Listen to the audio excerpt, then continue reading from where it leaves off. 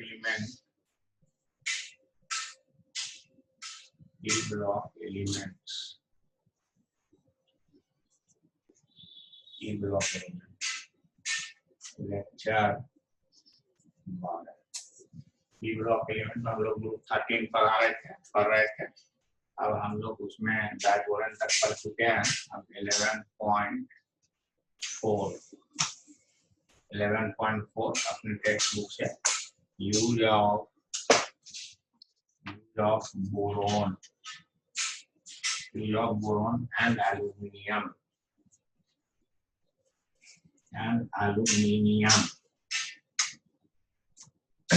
and their compound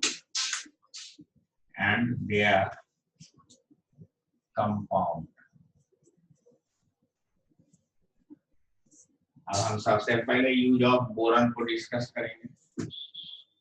use of boron, इसमें ऐसे लिखा हुआ है, boron being extremely hard refractory solid, high melting point, low density and very low electrical conductivity, finds many application. अब एक है boron fibre.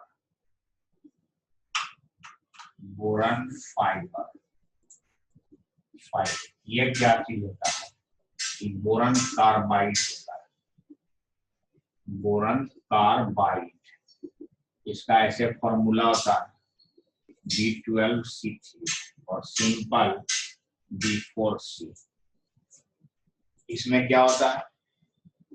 4, इसका जो स्ट्रक्चर होता है यहाँ बनाना मुश्किल है, लेकिन उसका डिटेल ऐसे समझा देते हैं।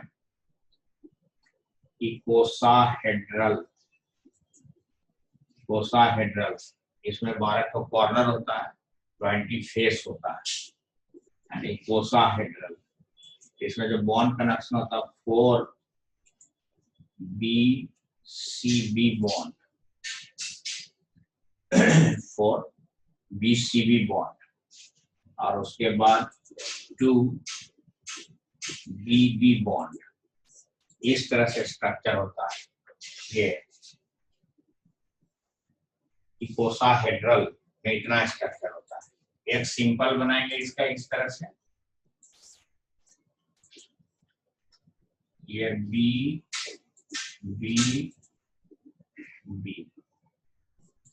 इस तरह से स्ट्रक्चर बनाएंगे। B4C, ये बोरॉन फाइबर होता है, बहुत हार्ड होता है। बोरॉन फाइबर क्या होता है? बहुत हार्ड होता है, इसलिए इसका इस्तेमाल जो है बुलेट प्रूफ वेस्ट बनाने में, यानी जो गंजी की तरह अंदर में होता है, चेस्ट को जो कवर करता है उसको वेस्ट कहते हैं, वेस्ट। तो हम लोग बोलेंगे कि बोरॉन फाइबर, यानी बोरॉन कार्बाइड का जो यूज होता है, boron carbide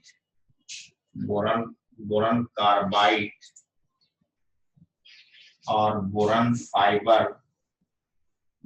fibre used to manufacture bulletproof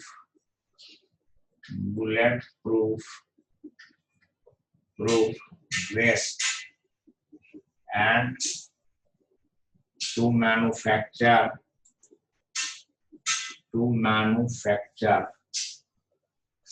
light composite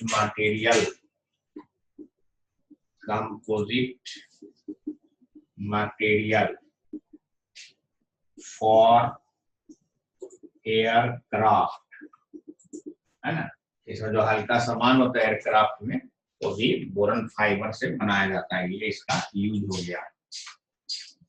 अब नेक्स्ट हम लोग यहाँ पर लेते हैं दूसरा यूज जो है, पहला हो गया बोरॉन कार्बाइड बोरॉन फाइबर का।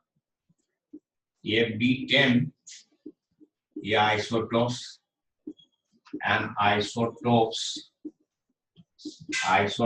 of boron which is good absorber of neutrons neutrons, ये न्यूट्रॉन्स को एब्जॉर्ब करता है।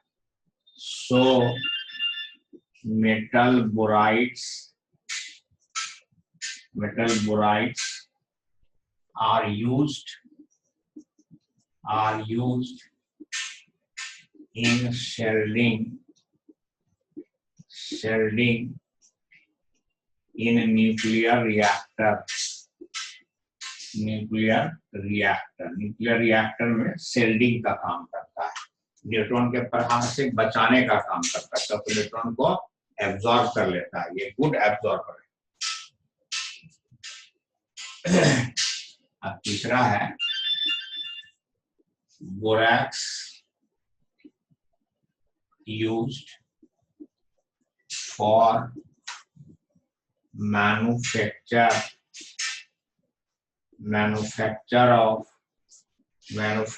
of heat resistant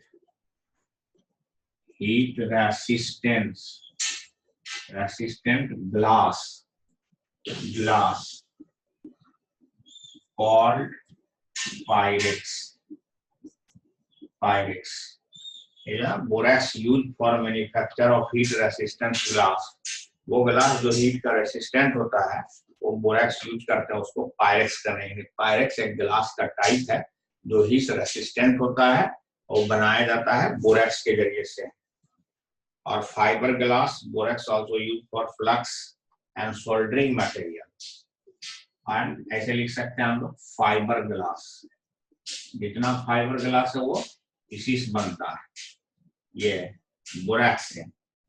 तीसरा पॉइंट, चौथा एप्लीकेशन हम लोग लेंगे, ये जो बोरैक्स जो है ये यूज होता है, borax use for flux for soldering material, यानी दो मेटल्स को सोल्ड करने के बीच में ये बोरैक्स का यूज होता है। Borax also used in soldering of metals। अब नेक्स्ट जो इसका यूज है, ये ऑर्थोबोरिक एसिड जो है एंटीसेप्टिक है। ऑर्थोबोरिक एसिड एंटीसेप्टिक है, तो उसको आप लोग माइल्ड एंटीसेप्टिक है, यानी बहुत हार्ड नहीं है, इसलिए हम इसको आंख में भी एंटीसेप्टिक के रूप में यूज करते हैं। यहाँ पर है an aqueous solution, F5 point, an aqueous solution of boric acid used as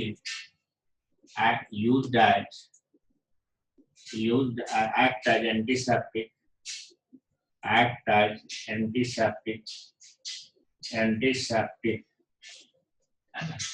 mild antiseptic and used in eye as antiseptic, ये बोरन का यूज हो गया हम लोग। और साबुन में भी इसको हम यूज करते हैं, बोरिक एसिड को एंटीसेप्टिक के रूप में। ऑल्सो यूज इन सोप, ऐसे लिख सकते हैं, boric acid used in soap as antiseptic,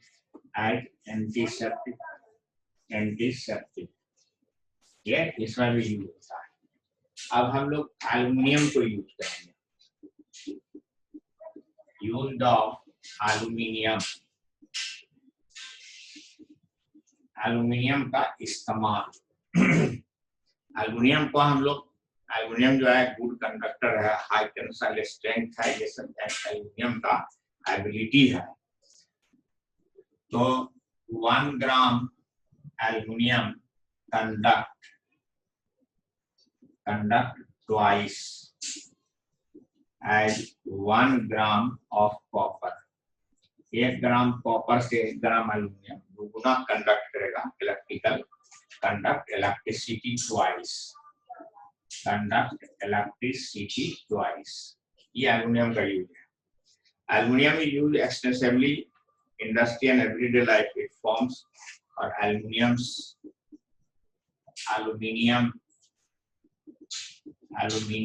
form alloyed with किसके साथ एलॉयड बनाता है, यहाँ पर है copper, manganese, magnesium, silicon and zinc.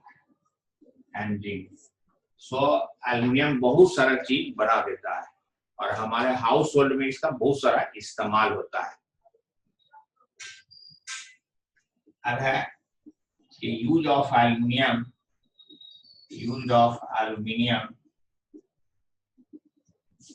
in our domestic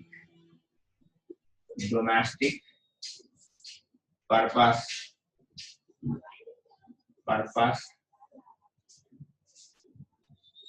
reduced for poisonous nature।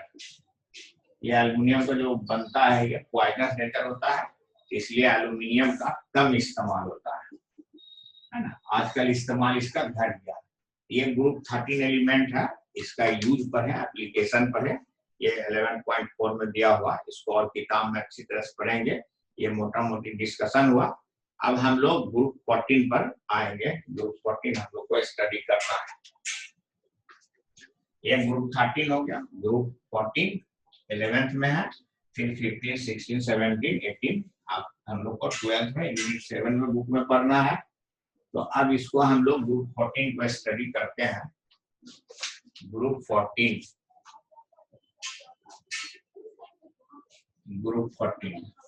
तो सबसे पहले हम इसको नाम समझ लें। Carbon, silicon, germanium, SN, PB. अब सबसे पहले इसका हम एटॉमिक प्रॉपर्टीज को डिस्कस करते हैं। एटॉमिक प्रॉपर्टीज, फिर इसका ऑकरेंस, फिर और जनरल कैरेक्टर सब स्टडी होगा। एटॉमिक प्रॉपर्टीज हम लोग इसका डिस्कस करते हैं। ग्रुप 11.5 में ग्रुप 14 है। अब ये एटॉमिक प्रॉपर्टीज है, हम लोग डिस्कस करते हैं इसको 11.5.1 इसमें डिस्कस करते हैं। तो पहला है इलेक्ट्रॉनिक कॉन्फ़िगरेशन।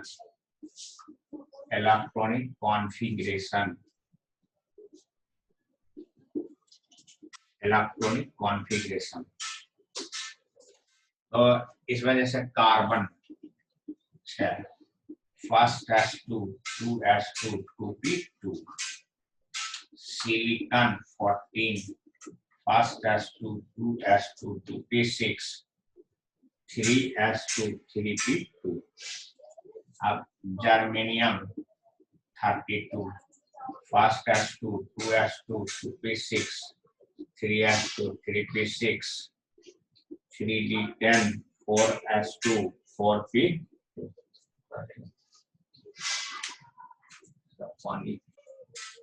तो ये हुआ वैलेंस सेल, ये हुआ कोर, ये हुआ कोर इसका। हम लोग कहेंगे valence shell electronic configuration same है, लेकिन कोर इलेक्ट्रॉनिक कॉन्फ़िगरेशन डिफरेंट है। तो they have same outer most valence shell electronic configuration,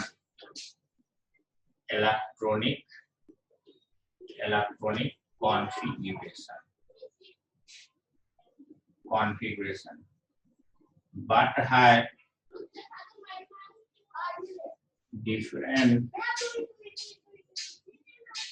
core electronic configuration। अंदर वाला core electronic configuration, इससे भी बहुत सारा फिजिकल प्रॉपर्टी जो है डिफरेंट होता है। कॉन्फ़िगरेशन, ये एस्पेक्ट हुआ हम लोग का इलेक्ट्रॉनिक कॉन्फ़िगरेशन में। हम लोग ग्रुप 14 का जो जनरल इलेक्ट्रॉनिक कॉन्फ़िगरेशन बोलेंगे वो NS2 NP2, उसमें N जो है नंबर ऑफ पीरियड है। सो general electronic configuration, general electronic configuration,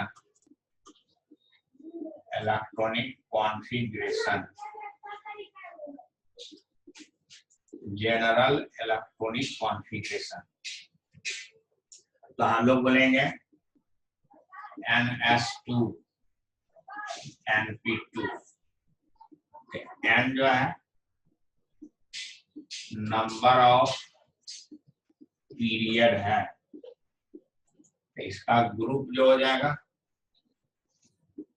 12 + 2 14, इस तरह से हुआ पीरियड हुआ, ये n बराबर पीरियड का संख्या हुआ। अब हम लोग इसमें लेंगे 11.5.2 covalent radius side of atom, या जब ये सिंगल कोवेलेंट बॉन्ड बनाता है तो उसका जो रेडियस कैलकुलेट होता है, इसलिए इसको हम लोग बोलेंगे कोवेलेंट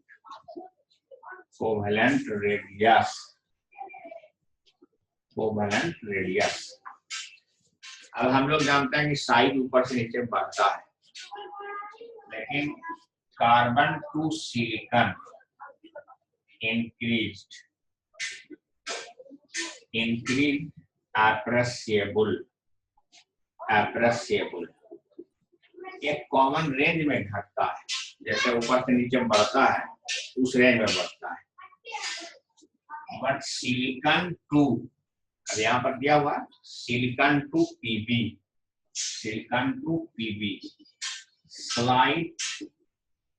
स्लाइट इंक्रीज, जिस तरह से कार्बन से सिलिकॉन के बीच में बढ़ता है उस तरह से सिलिकॉन से लेड तक नहीं बढ़ता है, थोड़ा थोड़ा बढ़ता है। तो अब हम लोग इसको एक डिस्कशन करते हैं कि जो कोर इलेक्ट्रॉनिक कॉन्फ़िगरेशन है उससे ये डिसाइड होगा कि किस तरह से हम लोग इसको समझते हैं। हम लोग यहाँ सिलिकॉन का इलेक्ट्रॉनिक कॉन्फ़िगरेशन लिखते हैं, कार्बन सिलिकॉन का देखें, कार्बन सिलिकॉन का कार्बन हो गया हीलियम और ये हो गया 2s2p2, सिलिकॉन हो गया नियॉन 3s2 3p2, ये हो गया जर्मेनियम, आर्गन ये हुआ 3b10 4s2 4p2, यहाँ पर Sn krypton 4d10 5s2 5p2, ये हुआ pb लेड, यहाँ पर जेनन 4f14 5d10 6s2 6p2। ये कोर में जो है d और f इलेक्ट्रॉन इन्वॉल्व होता है। हम लोग जानते हैं सिंस फ्रॉम एक्सपेरिमेंट, प्रयोग से हम लोग जानते हैं D and F had less screening,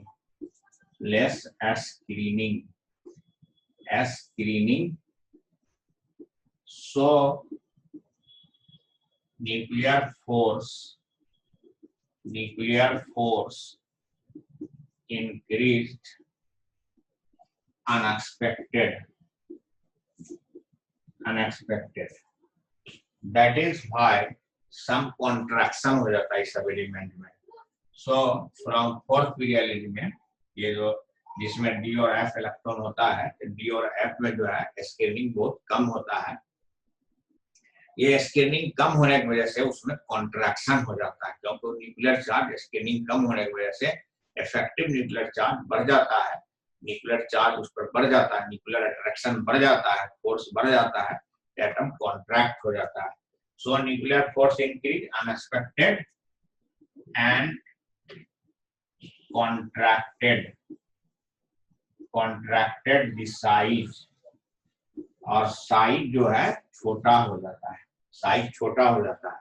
इसलिए हम लोग बोलेंगे कि यहाँ से यहाँ जो है, यहाँ से जो यहाँ है वो थोड़ा थोड़ा बढ़ता है, है ना। बढ़ने का जो रेंज होता है जो रिप्रेजेंटेटिव एलिमेंट में, जैसे ग्रुप 1 ग्रुप 2 में, उस रेंज से इसमें बढ़ोतरी नहीं होता है, थोड़ा थोड़ा बढ़ोतरी होता है, बढ़ता है। ये डी और एफ इसके अंदर में इन्वॉल्व होने की वजह से, 4 इलेक्ट्रॉन का इलेक्ट्रॉनिक कॉन्फ़िगरेशन डिफरेंस होने की वजह से ये इसमें कमी आया। अब नेक्स्ट हम लोग इसमें डिस्कस करते हैं आयनाइजेशन एंथैल्पी। आयनाइजेशन एंथैल्पी इसमें 11.5.3 आयोनाइजेशन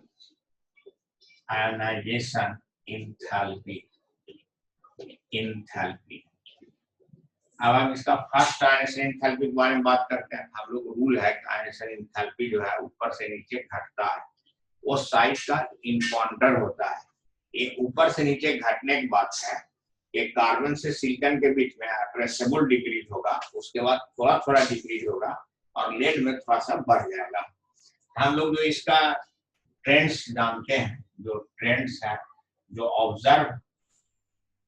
ऑब्जर्वेशन जो है, जो दिखता है ट्रेंड में, क्या दिखता है, कार्बन टू सिलिकॉन एप्रेसिबल डिक्रीज, ये रूल के मुताबिक हुआ। सिलिकॉन से होते हुए एसएन तक स्लाइटली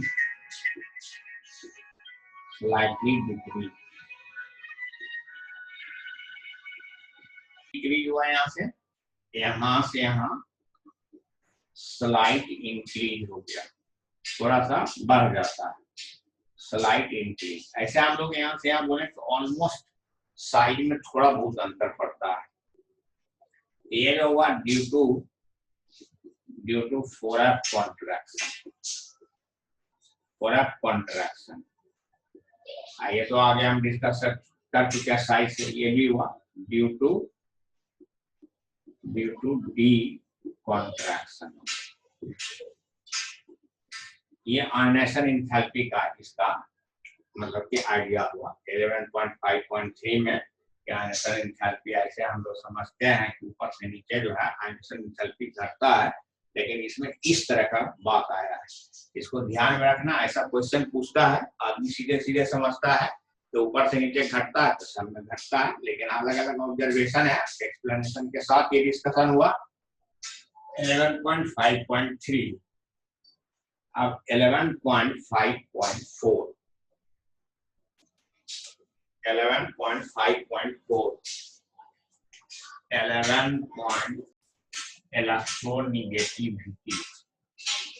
इलेक्ट्रोनिगेटिविटी।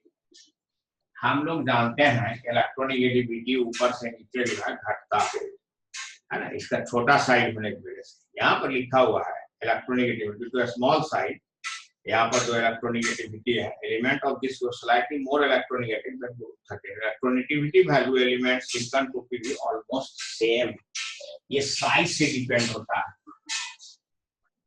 इलेक्ट्रोनिगेटिविटी जो हम लोग डिस्कस करते हैं, साइज जितना छोटा साइज होगा उसका इलेक्ट्रोनिगेटिविटी उतना ज्यादा होगा। तो यहाँ पर हम लोग बोलेंगे कार्बन से सिलिकॉन, सिलिकॉन टू लेड, क्या बोलते हैं, ऑलमोस्ट सेम इलेक्ट्रोनिगेटिविटी। और इससे इसको जो होगा मोस्ट इलेक्ट्रोनिगेटिव, अपने ग्रुप में मोस्ट इलेक्ट्रोनिगेटिव कार्बन निगेटिव, अपने ग्रुप में ये सबसे ज्यादा इलेक्ट्रोनिगेटिव है, और यहाँ पर जो है इलेक्ट्रोनिगेटिव में थोड़ा थोड़ा अंतर है, यह कह सकते हैं कि करीब करीब बराबर है। Due to irregularity in size में थोड़ा थोड़ा अंतर होने की वजह से ऐसा बात हो गया। ये 11.5.4 ये इलेक्ट्रोनिगेटिविटी का बात हुआ। अब हम लोग इसमें जो प्रॉपर्टीज बनाएंगे, फिजिकल प्रॉपर्टीज। Physical property. फिर इसका ऑकरेंस भी डिस्कस होगा और इसका जनरल ट्रेंड्स में और बॉन्डिंग से रिलेटेड, ऑक्सीडेशन स्टेट से रिलेटेड और केमिकल रिएक्टिविटी से रिलेटेड हम लोग डिस्कस करेंगे। 11.5.5 5.4 यहाँ पर है physical properties. Physical properties, physical property. तो हम लोग यहाँ पर जानते हैं फिजिकल प्रॉपर्टी में ये सबसे पहले मेटालिक प्रॉपर्टीज, increases